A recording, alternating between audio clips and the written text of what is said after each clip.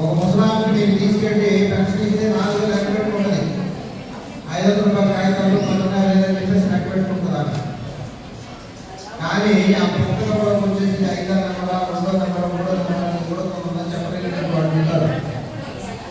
కాబట్టి ప్రధానంగా చదవడం రాయడం అనేటువంటిది తెలిసినటువంటి వాళ్ళని మాత్రమే అక్షరాస్యంగా భావించడం జరుగుతుంది. మీరు కేరళలో చూస్తే 100% ప్రతి ఒక్కరు చదువుకున్న వాటి. అదే మిజోరాంలో చూస్తే మిజోరాంలో మొత్తం టోటల్గా ఎస్టీసీ అంతా గిరిజన కుటుంబాలే. వాళ్ళ లాంగ్వేజ్ వచ్చేసరికి అంతా ఇంగ్లీష్.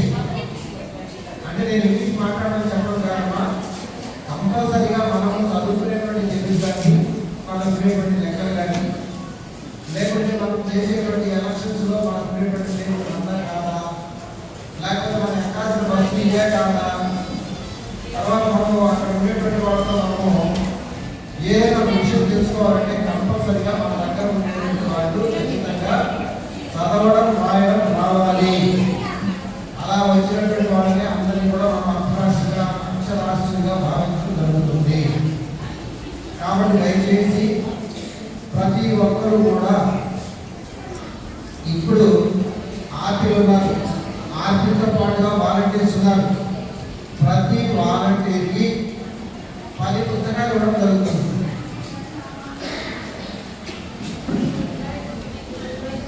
10 పుస్తకాలు ఇవ్వడం జరుగుతుంది.